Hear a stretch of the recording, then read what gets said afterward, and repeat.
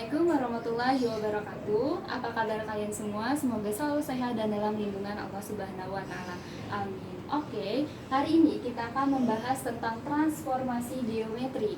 Oke, materi pembelajaran hari ini transformasi geometri, dengan tujuan pembelajarannya ialah siswa mampu menyelesaikan masalah yang berkaitan dengan konsep translasi. Apa sih itu transformasi dan apa sih itu translasi? Nanti kita akan bahas. Sebelumnya Ibu akan kasih tahu dulu materi prasyarat agar kalian dapat mempelajari transformasi geometri. Yang pertama ada fungsi, yang kedua ada trigonometri, dan yang ketiga ada matriks. Oke, kita langsung masuk saja ke transformasi. Ada yang pernah dengar transformasi? Oke, pernah dengar? Oh, transformer, iya. Mungkin ada ya kaitannya transformasi dengan transformer. Kalian tahu nggak sih transformer itu film apa? Yaitu film yang menceritakan tentang perubahan dari kendaraan, truk ataupun mobil menjadi, iya benar, menjadi robot. Robot yang memiliki senjata untuk mengalahkan musuh. Oke, kalau melakukan perubahan dari kendaraan menjadi robot itu melakukan perubahan apa ya? Oke, good. Melakukan perubahan bentuk. Lalu bagaimana dengan transformasi geometri dalam matematika? Nah, transformasi geometri dalam matematika yaitu perubahan posisi dari posisi awal ke posisi berikutnya. Itu yang dinamakan dengan transformasi geometri. Oke, kita sudah dapat satu kata kunci yaitu perubahan. Jadi bisa bedain ya mana transformer, mana transformasi. Kalau transformasi geometri perubahan apa? Oke, good. Perubahan posisi. Perlu kalian ketahui, transformasi geometri itu dibagi menjadi 4 jenis. Yang pertama, ada translasi. Yang kedua, ada refleksi. Yang ketiga, ada dilatasi. Dan yang keempat, ada rotasi. Seperti awal yang tadi Ibu bilang bahwa kita akan membahas tentang translasi. Kalian gak usah takut sama translasi, gak usah takut susah. Ini adalah konsep yang paling gampang dari transformasi geometri. Oke, sebelum kita masuk ke translasi, Ibu akan review dulu tentang konsep penjumlahan matriks. Ibu punya matriks A, B dengan ordo 2 kali 1 ditambah matriks P, Q berordo 2 kali 1 juga. Maka penjumlahan matriksnya adalah, ya benar, A ditambah P, B ditambah Q. Dengan kata lain, baris pertama, kolom pertama ditambah juga dengan baris pertama, kolom pertama. Oke, yang kedua adalah persamaan matriks. Ibu punya A, B, matriksnya tadi, dan Ibu punya matriks P, Q. Maka persamaan matriksnya adalah A sama dengan P, oke, good, B sama dengan Q. Sampai sini udah ingat kembali ya tentang konsep penjumlahan dan persamaan matriks. Oke, kita masuk ke translasi.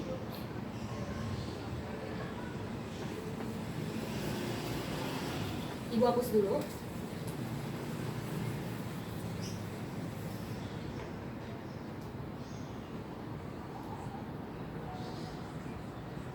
Translasi.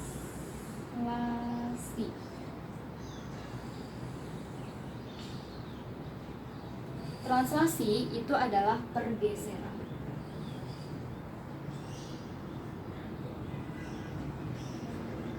Kalau tadi transformasi itu adalah perubahan, nah kalau translasi itu adalah perubahan dengan cara pergeseran. Oke, kalian bisa amati benda-benda di sekitar kalian. Benda-benda di sekitar kalian itu hanya berubah posisi, tapi tidak merubah bentuk ataupun ukuran. Nah, itu yang dinamakan dengan translasi. Oke, contoh lain tentang translasi. Coba kalian lihat. Ini adalah posisi Ibu di sini. Ibu bergeser 2 langkah. Sekarang posisi Ibu di sini. Nah, itu yang dinamakan dengan pergeseran. Jadi posisi awal Ibu tadi di sini, lalu Ibu bergeser atau bertranslasi ke posisi terakhir di sini. Oke, paham ya? Contoh lain tentang translasi, misal pesawat terbang yang melintas di udara. Pesawat terbang yang melintas di udara, misalkan pesawat yang mengangkut jemaah haji. Pertama dia ada di Jakarta,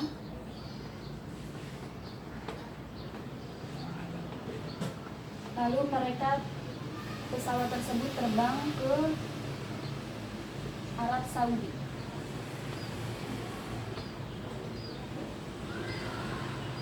Nah, itu yang dinamakan dengan pergeseran. Jadi pesawat yang mengangkut jemaah haji ini ingin naik haji. Jadi dari Jakarta melakukan pergeseran ke Arab Saudi. Contoh lain, misalkan lagi mau lebaran, terus mudik, ada yang mau mudik, misalkan di Bandung. Oke, ini Jakarta, ada yang mudiknya pakai mobil. Jadi pergeseran atau pergeseran mobil. Jakarta, dari Jakarta ini ada mobil di sini. Ibu tulisnya mobil aja ya, nggak usah digambar. Lalu pergi ke Bandung.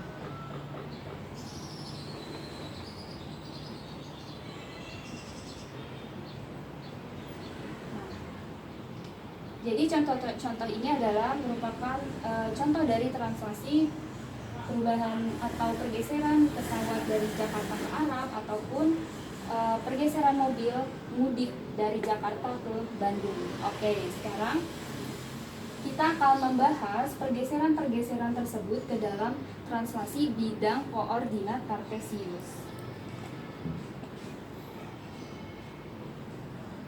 Oke, kalau ini namanya bidangnya apa? Oke, good. Kalau ini X. Pergeseran melangkah ke kanan berarti dia positif. Kalau dia melangkah ke kiri artinya dia negatif. Kalau dia melangkahnya ke atas berarti dia positif. Kalau melangkahnya ke bawah berarti dia minus. Jadi kita akan membahas pergeseran-pergeseran benda ini ke dalam bidang koordinat kartesius. Oke, di sini ada ilustrasi. Jadi untuk memahami lebih lanjut tentang translasi, di sini Ibu punya ilustrasi. Oke, ilustrasi di sini adalah pada saat malam takbiran Idul Fitri, Aisyah ingin berbagi ketupat sayur kepada sahabatnya yang bernama Fatimah. Nah, posisi Aisyah saat ini berada di titik 4,3. Untuk sampai ke rumah Fatimah, Aisyah mulai berjalan 6 langkah ke kiri, lalu 1 langkah ke bawah. Sekarang adalah buatlah sketsa pergerakan Aisyah pada bidang koordinat kartesius dan temukan proses titik pergerakannya. Oke, kita akan memahami translasi dari masalah ini, dari ilustrasi ini.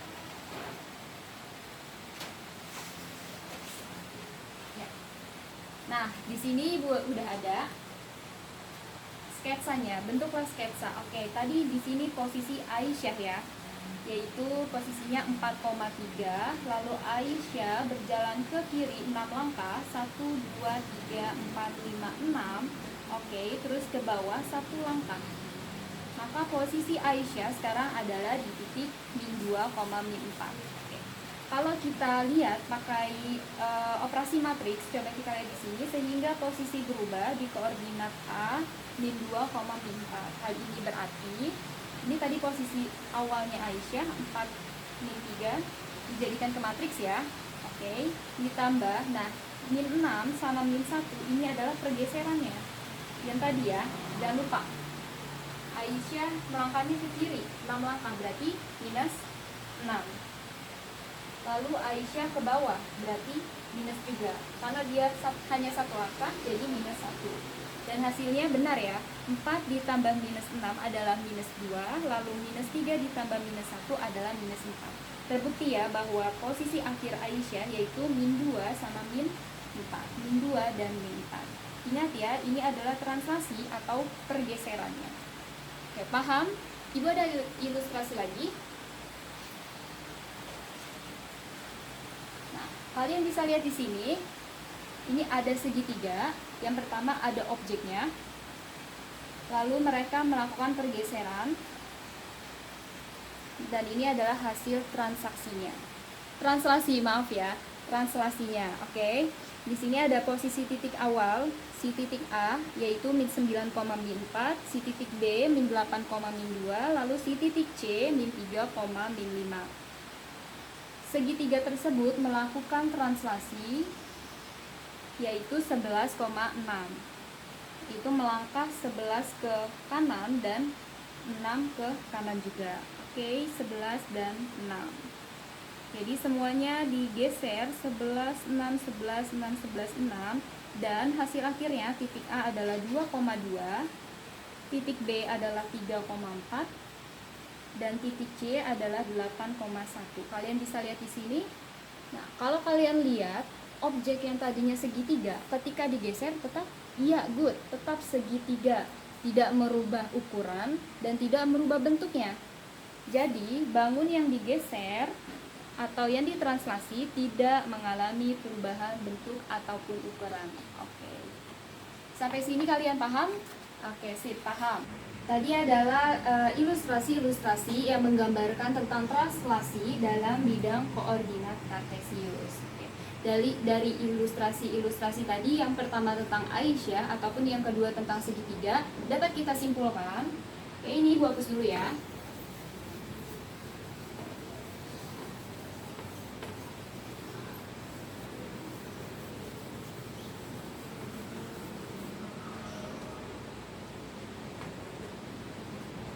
Oke, dapat kita simpulkan bahwa titik A, X, Y ditranslasi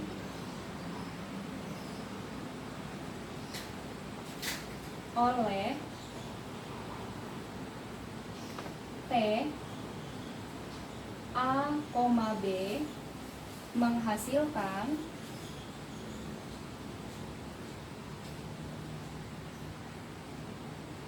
bayangan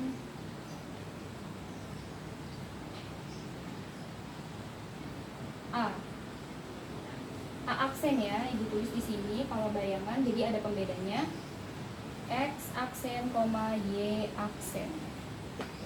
Atau dalam simbol bisa ibu tulis seperti ini. A ditranslasi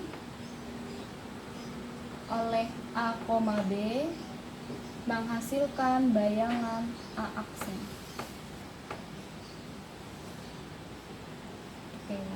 Kalau tadi posisi titik Aisyah ya, berarti ini adalah posisi awalnya Aisyah, lalu si Aisyah bergeser yaitu ditranslasi, dan ini adalah posisi akhirnya si Aisyah. Oke. Berarti bisa kita tulis di sini rumus dari translasi adalah X aksen, Y aksen sama dengan A, B plus X, Y. Ini adalah rumus dari translasi. Jadi ini adalah posisi akhirnya, dan ini adalah translasinya, dan ini adalah posisi awal. Jadi kalau misalkan ada soal ditanya di manakah posisi titik si A gitu ya, berarti tinggal kita tambah nih posisi awal, terus kita tambah ke translasinya seperti itu. Oke, kok ada bayangan ya? Iya, jadi posisi akhir dalam translasi atau dalam transformasi geometri itu dinamakan dengan bayangan ya. Oke, sampai sini paham tentang kesimpulan dari translasi dan juga rumusnya? Sip. Oke, kita akan membahas selanjutnya, kita akan membahas tentang soal-soal yang berhubungan dengan translasi. Ini Bu hapus.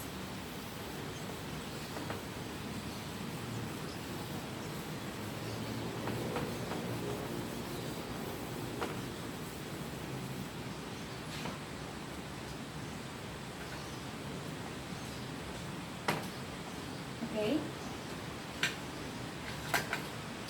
Perlu kalian ketahui bahwa soal translasi itu punya dua tipe.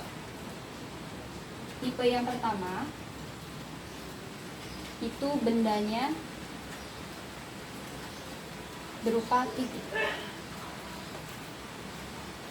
Lalu tipe yang kedua itu bendanya berupa garis. Garis. Oke. Sebelumnya Ibu mau tanya, kalau titik bergeser tetap titik? Iya, good, tetap titik. Dan kalau garis bergeser tetap garis? Iya, benar, tetap garis. Jadi kalau titik itu nanti bentuknya seperti tadi, X, Y. Kalau garis itu bentuknya Y sama dengan AX plus B. Oke, kita akan bahas satu persatu. Tipe yang pertama dulu, bendanya berupa titik. Misalkan diketahui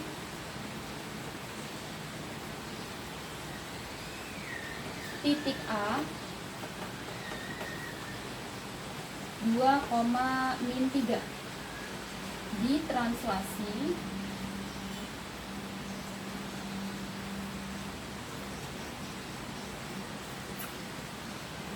misalkan translasinya 1,5.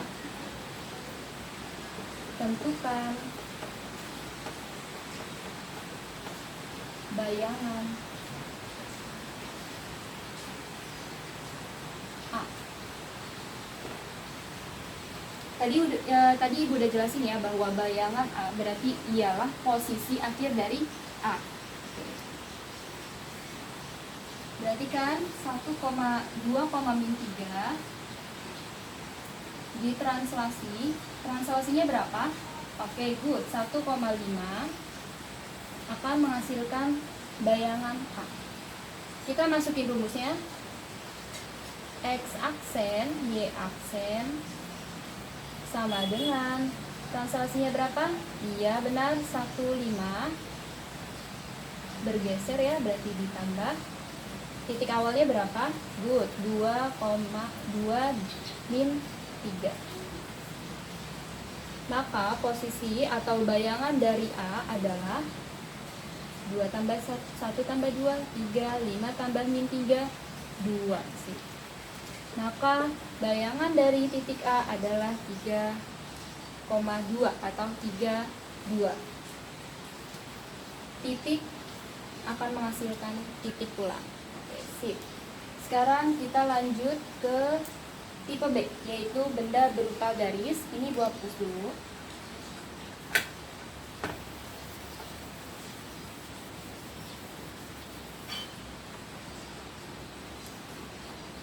Contoh soalnya seperti ini. Sebuah garis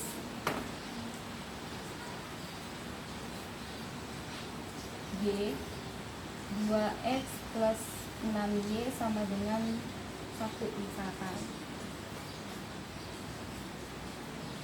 Ditranslasi oleh P 3,2. Tentukan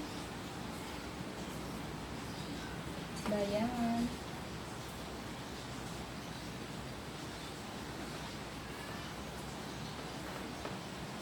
garis G. Oke. Kalau garis tidak diketahui ya berapa nilai X-nya dan berapa nilai Y-nya. Maka ini tetap kita tulis. Nah, translasinya adalah 3,2. Ingat, translasi itu kan pergeseran ya, ditambah. Tetap X dan Y saja ya kalau garis. Kalau benda itu sudah ketahuan nih titiknya 2,-3. Tapi kalau misalkan garis tidak ketahuan X dan Y-nya, jadi kita hanya tulis X dan Y. Oke.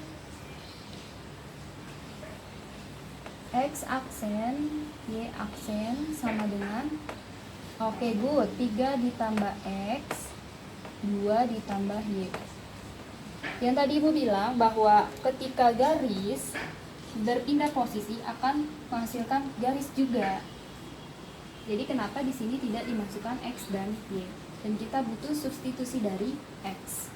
Oke, tadi ingat ya tentang persamaan matriks bahwa X aksen sama dengan jadinya sip 3 plus X, Y aksen sama dengan 2 plus Y. Oke, maka kita butuh substitusi X ya, bukan X aksen. Jadi X biasanya ini stay di posisi kanan. Jadi yang pindah ruas adalah si 3.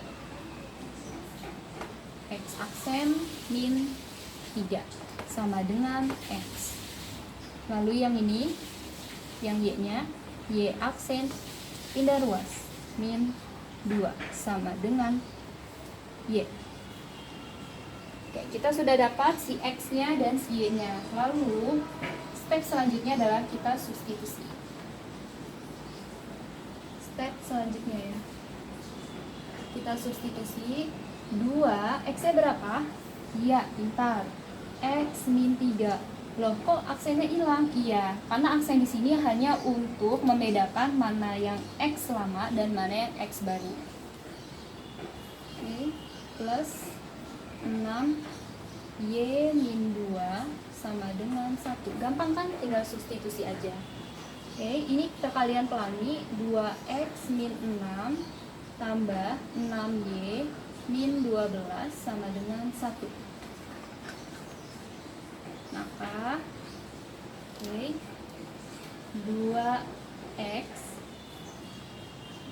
plus 6Y sama dengan min 6 dikurang 12. Berapa? Oke, sip, min 18. Min 18 kita pindah ruas jadi plus 18. Jadi 1 plus 18 sama dengan 19. Pintar. Oke. Ini adalah tipe-tipe soal tentang translasi. Dari sini semuanya sudah paham ya tentang translasi. Apa itu transformasi geometri pengertiannya? Iya, perubahan posisi dari posisi awal ke posisi berikutnya. Apa itu translasi? Oke, good, pergeseran. Jadi rumusnya adalah translasi ditambah sama posisi awal akan menghasilkan bayangan atau posisi akhir. Oke, sampai di sini pembelajaran hari ini. Besok kita akan membahas tentang konsep yang lainnya tentang transformasi geometri, yaitu refleksi. Nggak usah takut, nggak usah tegang, karena refleksi ini nggak kalah menariknya dari translasi. Oke, kita cukupkan pembelajaran hari ini. Wassalamualaikum warahmatullahi wabarakatuh.